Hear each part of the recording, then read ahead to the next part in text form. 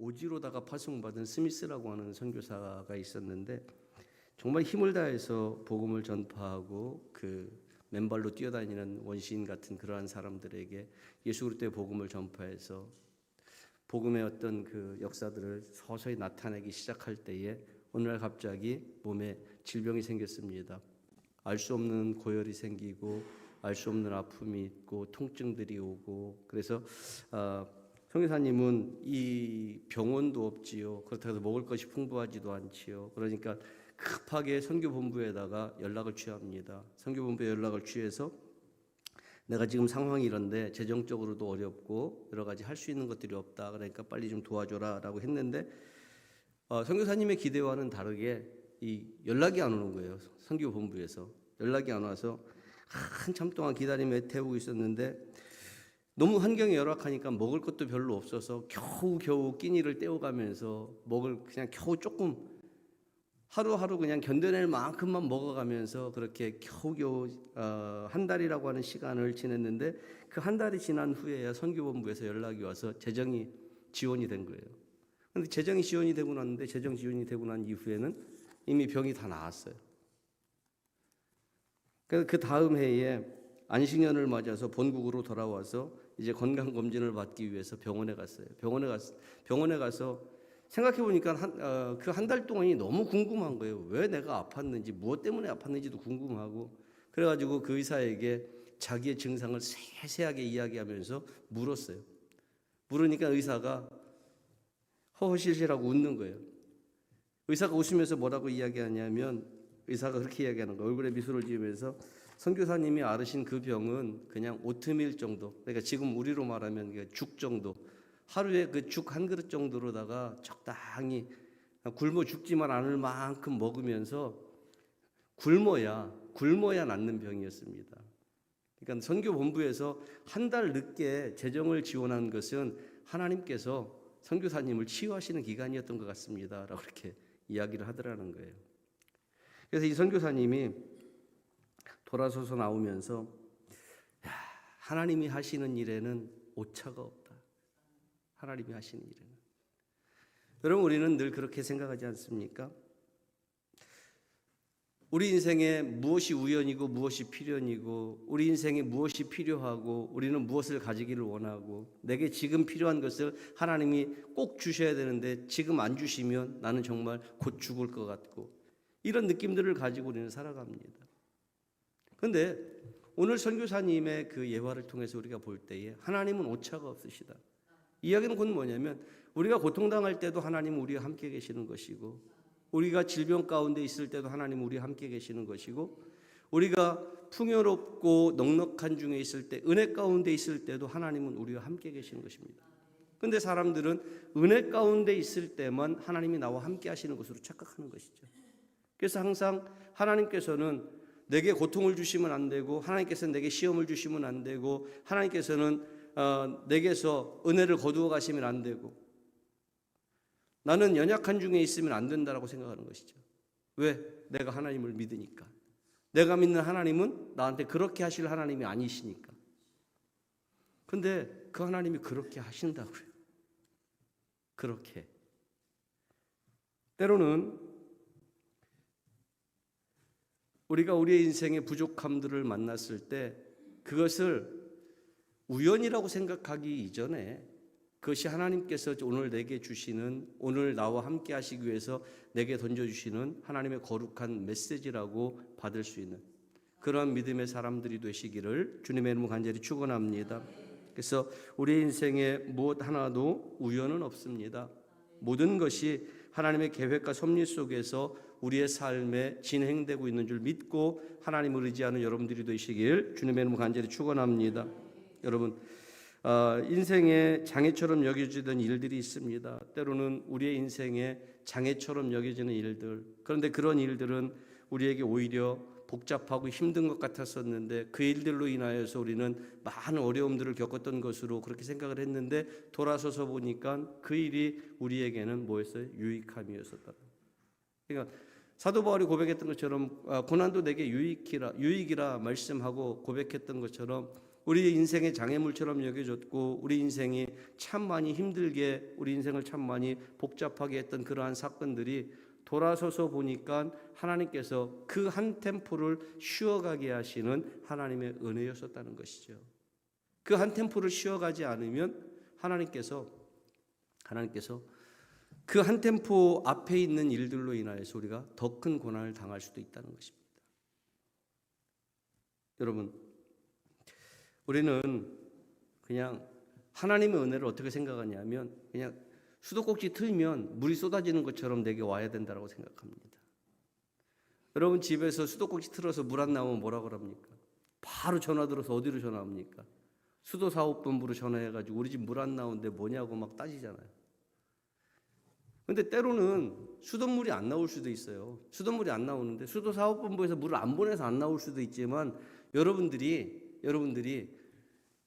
수도 계량기에서 물을 막아놔서 안 나올 수도 있어요. 대부분 하나님의 은혜가 수도꼭지를 틀면 물이 나오는 것처럼 그렇게 나오기를 기대하고 있지만 대부분이 우리가 하나님의 은혜에 근접하지 못하고 접근하지 못할 때에는 보면 수도사업본부에서 수도꼭지를 잠가버린 것이 아니라 여러분들이 계량기에서 스스로 잠갔다는 것이에요. 우리의 인생이 스스로 수도 계량기를 잠가버리고 물이 나오지 않는다고, 하나님의 은혜가 나오지 않는다고 이야기하는 것이죠.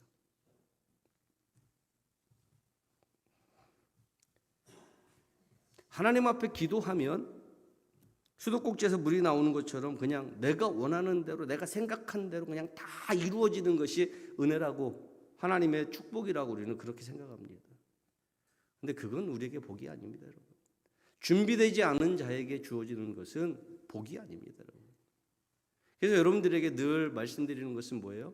여러분들이 기도하고 여러분들이 말씀으로 준비하고 여러분들의 그릇이 잘 준비되어져서 하나님께서 여러분들에게 물질이 되었던 건강이 되었던 여러분들에게 은혜가 되었던 능력이 되었던 부어주실 때에 그것을 하나님이 원하시는 방향으로 사용할 줄 알 때에 그때에 받는 것이 하나님의 은혜인 것입니다. 하나님의 원대로 내 원대로 맛이 없고 아버지의 원대로 되기를 원하나이다. 주님이 기도하셨던 기도의 내용이잖아요. 그러니까 내 원대로가 아니라 아버지의 원대로 될 수 있도록 내 삶을 드릴 때 그때가 바로 준비된 때입니다. 그러니까 수도꼭지를 틀었을 때 물이 바로 나오지 않아도 여러분들이 먼저 돌아봐야 될 것이 어디예요? 내가 스스로 수도꼭지에 계량기에 밸브를 잠그지 않았는지, 내가 잠가놓지 않았는지, 내 인생이, 내 삶이, 내 행동이, 내 믿음이, 내 신앙이 그것을 잠가버리지 않았는지 먼저 돌아볼 수 있는 여러분들이 되시기를 주의 이름으로 간절히 축원합니다. 그래서 당장에 응답이 눈에 보이지 않으면 내가 기도했는데 하나님의 은혜가 당장에 나타나지 않는 것처럼 느끼면 하나님이 나를 거절하시는가? 하나님은 단 한 번도 여러분들을 거절하지 않으셨어요. 단 한 번도 하나님은 여러분들 곁에 떠나지 않으셨어요. 하나님의 은혜가 보이지 않을 때, 하나님의 능력이 내게서 나타나지 않을 때 우리는 무엇을 먼저 생각해야 되냐면 내가 하나님의 곁을 떠나지 않았는가?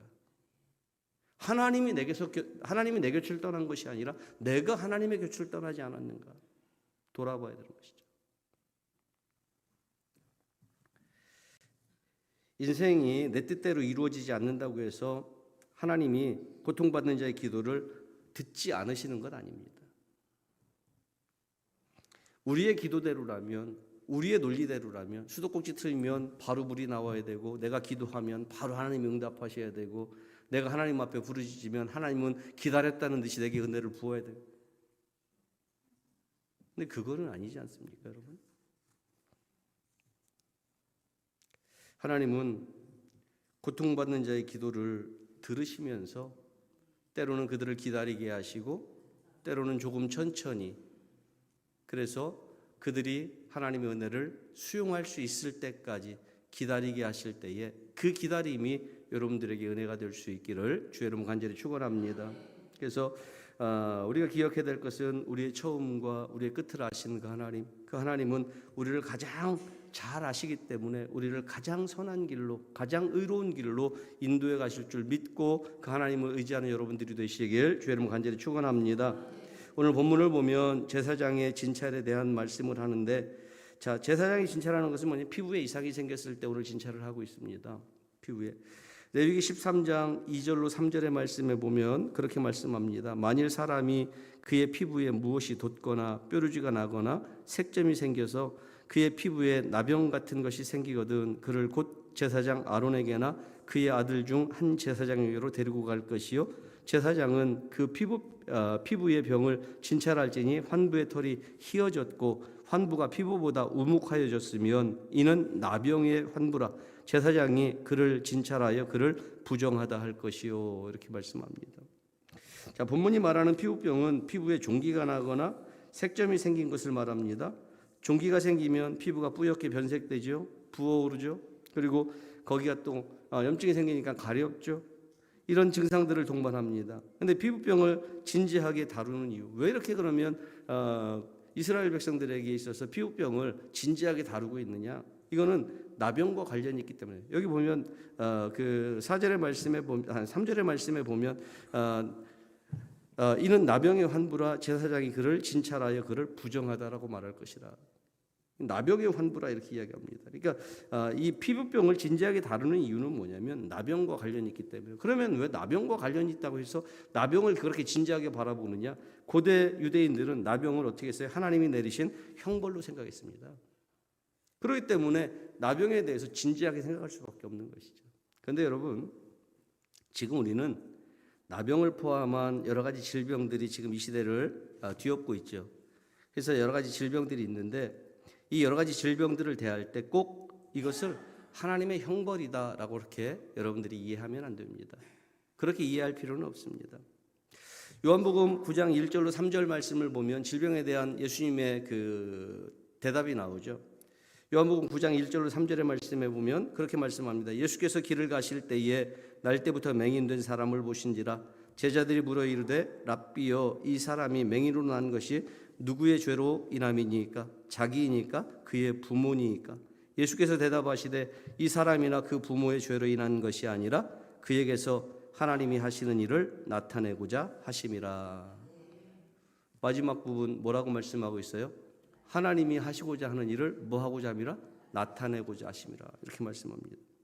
질병에 걸리는 이유, 우리 인생들이 때로는 우리가 알 수 없는 원인 모를 그런 질병들로 인하여 고통받게 될 때에 그 고통받게 되는 이유를 우리는 하나님의 심판, 하나님의 형벌 이렇게 접근하면 안 되는 거죠. 그럴 수도 있습니다만은 그렇게만 접근하면 안 됩니다. 오늘 예수님은 뭐라고 말씀하냐면 나면서부터 맹인된 이 사람이 그 부모의 죄 때문도 아니고 본인의 죄 때문도 아니고 다만 뭐예요? 하나님이 하셔야 될 일을 그에게서 나타나게 하기 위해서. 그러니까 오늘 우리가 만나고 있는 우리가 맞이하고 있는 여러 가지 고난과 환난들, 우리가 맞이하고 있는 육신의 연약함들 이런 것들을 가지고 하나님의 징벌로 우리가 받아들이기보다는 나를 통해서 이 일을 통해서 하나님이 무엇을 하실까에 집중하는 여러분들이 될 수 있기를 주의 이름 간절히 축원합니다. 내가 어려워요? 어려우면 그 어려움 너머에 하나님께서 나와 함께 하시는 일이 무엇인지를 돌아보시기 바랍니다.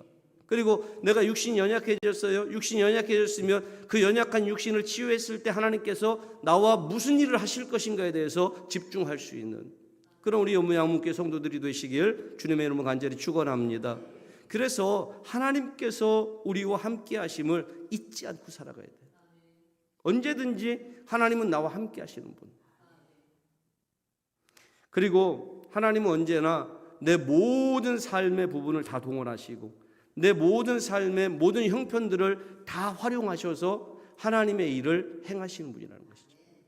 하나님의 선하신 뜻을 이루실 때는 때로는 내가 연약할 수도 있고 내가 연약한 중에 하나님의 선하신 뜻을 이룰 때도 있고 내가 평범한 중에 이룰 때도 있고 내가 풍요로운 중에 이룰 때도 있습니다. 그러나 이 모든 것을 하나님께서 활용하실 때는 하나님의 선하신 일을 나타내기 위함인 줄로 믿으시기 바랍니다. 그래서 내가 사용될 때에 연약한 중에 사용되든 풍부한 중에 사용되든 하나님께서 나를 사용하시는 그 사용하심 앞에 나를 온전하게 드릴 수 있는 여러분들이 될 수 있기를 주님의 이름으로 간절히 축원합니다. 오늘 우리는 질병을 대하는 우리의 태도를 좀 봐야 됩니다. 질병을 대하는 태도. 우리는 나병에 대한 말씀을 대할 때 그 나병이 하나님의, 지금 말씀드렸던 것처럼 하나님의 형벌이다라고 접근하기보다는 뭐예요? 그 나병이라고 하는 것은 강한 전염성을 가지고 있습니다. 그렇기 때문에 그 강한 전염성과 파괴력을 가진 질병이라고 하는 것을 우리가 알기 때문에 그것을 어떻게 해야 돼요? 예방해야 되는 것이죠. 주의하고 예방해야 되는 것입니다. 우리는 나병에 대해서 우리가 마음을 쏟는 것은 그 나병이라고 하는 것이 파괴력 있게, 정말 파급력 넘치게 전파되어져 가지 않도록 우리가 주의함으로 우리가 그것을 차단할 수 있어야 되는 것이죠. 그리고 또 한 가지는 뭐냐면, 죄는 치명적인 파괴력을 가지고 있다는 것을 알고 있잖아요.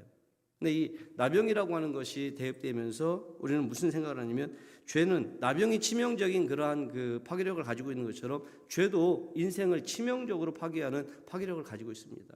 그렇기 때문에 죄의 치명적인 파괴력을 경고하는 것이다라고 우리는 이해하면 됩니다.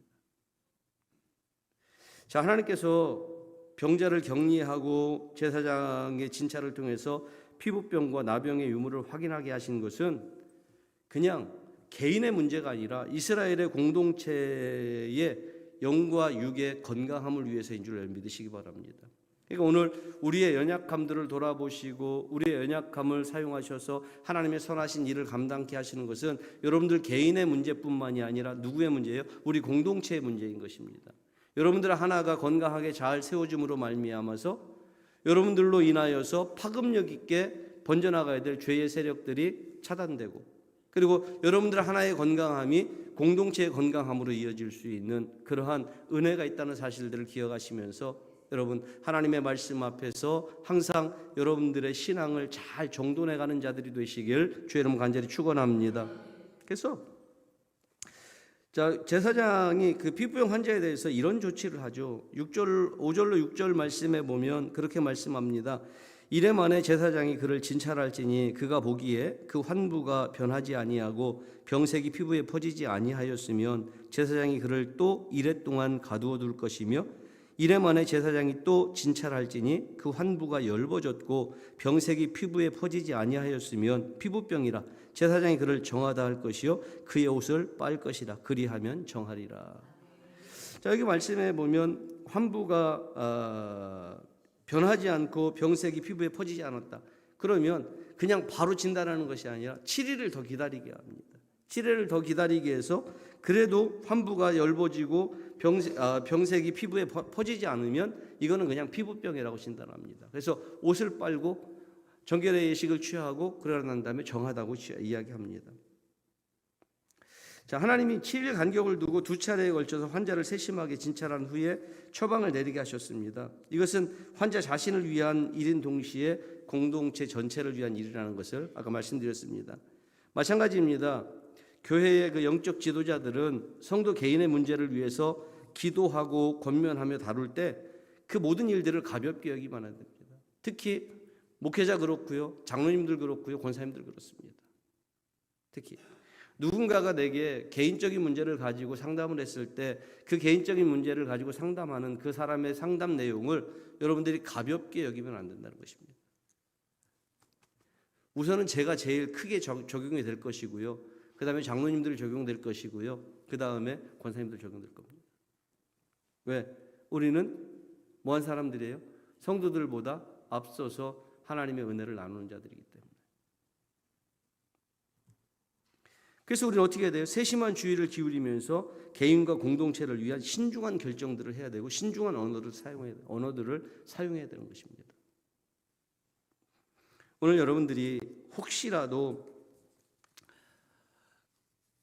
개인의 문제를 가지고 여러분들에게 혹시라도 상담하는 자들을 만나게 된다면 삼가 깊이 듣고요, 깊이 듣고 신중하게 듣고, 그리고 그 사람의 형편을 돌아보고 그 사람의 입장에 되어보고, 그리고 난 후에 정말 세심하게 권면할 수 있는, 그래서 이것이 그 개인에게도 살 길이고 공동체도 살 길이 되는 그러한 권면을 할 수 있는 지혜로운 우리 성도들, 우리 중직들 될 수 있기를 주님의 이름으로 간절히 축원합니다. 자, 환자를 두 번째 관찰한 후에 또 조치를 내리지 않습니까? 7절 8절의 말씀에 보면 그렇게 말씀합니다. 그러나 그가 정결한지를 제사장에게 보인 후에 병이 피부에 퍼지면 제사장에 다시 보일 것이요 제사장은 진찰할지니 그 병이 피부에 퍼졌으면 그를 부정하다 할지니라 이는 나병임이니라. 이렇게. 다시 진찰한 후에 피부에 그 병이 퍼졌다. 그러면 이것은 나병이고 이건 부정하다라고 이야기합니다. 자, 그냥 피부병인 사람은 부정한 짐승의 사체를 옮긴 사람이 치르는 정결 예식과 동일하게 자신의 의복을 깨끗하게 빨고 이전에 소속되어져 있었던 그 공동체로 돌아가면 됩니다. 정하다 했으니까. 이렇게 그런데 정결 예식을 치르게 하는 이유는 뭐냐면 의복을 청결하게 하고 정결 예식을 치르게 하는 이유는 위생에 대한 문제도 있지만 뭐냐면 지금까지 사람들에게 의심을 받아왔잖아요. 제가 나병인가? 의심을 계속 받아왔잖아요. 그 의심에 대한 사람들의 외면에 대한 그런 것들을 씻어낸다는 심리적이고 영적인 의미도 가지고 있습니다. 사람들에게 정결의 예식을 치르면서 그들에게 보여주는 것은 외적으로 지금까지 니들이 나를 의심했던, 내가 나병인 것으로 의심했던, 내가 부정한 자로 의심했던 그 의심들을 걷어내게 하는 것이죠. 근데 여러 가지 증상으로 미루어서 나병으로 판단되면 그들은 어떻게 해요? 진 밖으로 나가서 격리하게 되죠. 성 밖으로 철저히 격리시키죠. 나병 환자에 대한 그 처리를 보면 우리가 영적으로 이것을 바라보게 되면 뭐냐면 사람이 죄를 짓잖아요. 그러면 하나님과 격리될 수밖에 없습니다. 죄를 지으면 하나님과 격리되고요. 죄를 지으면 사람들과 격리됩니다. 공동체 안에서 격리될 수밖에 없습니다. 그러니까 이런 사실들을 그 나병 환자의 격리를 통해서 부정함을 가지는 자들이 어떻게 됩니까? 죄를 통하여 부정함을 가지는 자들은 격리될 수밖에 없다. 추방될 수밖에 없다는 것을 암시해 주고 있는 것이죠. 이거는 뭐예요? 죄가 가지고 있는 엄청난 파괴력, 아까 이야기했죠. 그 파괴력을 공동체 안에 그대로 두면 이것은 공동체가 파괴되는 것입니다. 그렇기 때문에 그들을 격리함으로 말미암아서 공동체가 파괴되지 않게 하는 것이죠. 피부병을 가진 사람을 만나서 그 환부를 살피고 진단을 내리고 처방과 조치를 내리는 사람은 누구냐면 제사장입니다. 그죠? 근데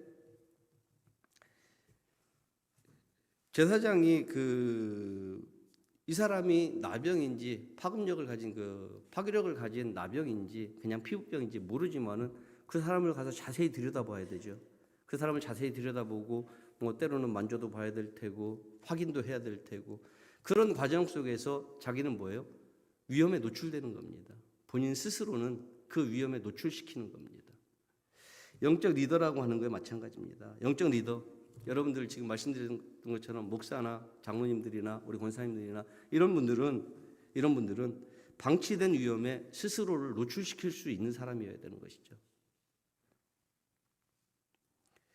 공동체를 위해서 위험에 맞서서 자기를 노출시키고 싸울 줄 아는 사람, 이들이 영적 리더입니다.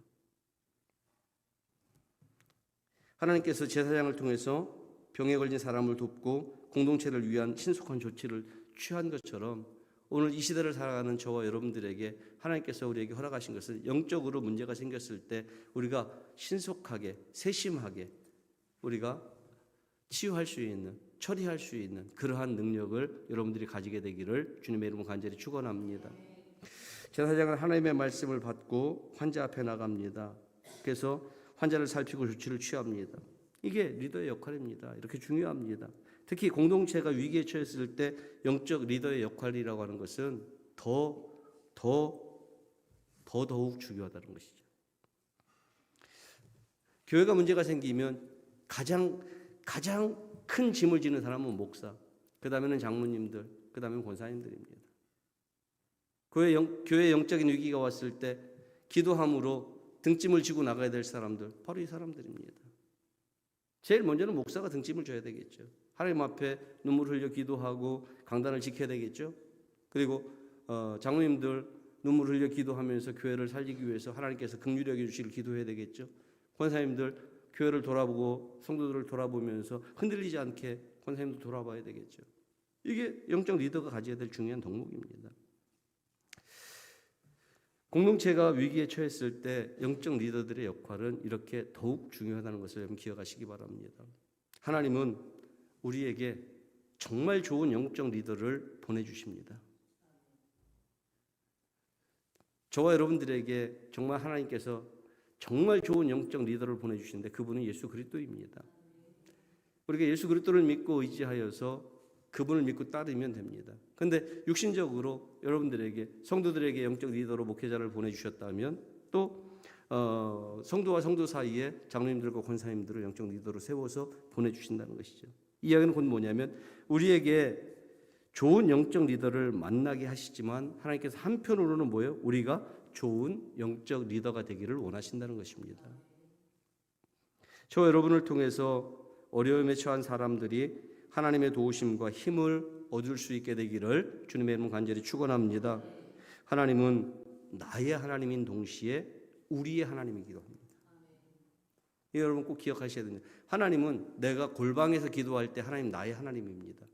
공동체 안에서 함께 기도하면서 공동체의 역사를 이룰 때는 우리의 하나님입니다.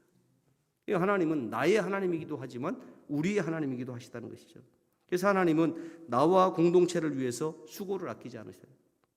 때로는 나를 위해서 공동체를 기다리게 하시고 때로는 공동체를 위해서 나를 기다리게 하십니다. 그래서 우리는 어떻게 해야 돼요? 하나님께서 우리의 삶에 직접 개입하실 때까지 믿음으로 기대하면서 기다리는 여러분들이 되시길 주님의 이름 간절히 축원합니다. 여러분, 하나님은 질병이나 고난으로 어려움을 당하는 우리의 삶에 당신의 그 선하신 뜻을 이루기를 원하십니다. 그래서 우리는 믿음을 놓쳐서는 안 되는 것입니다.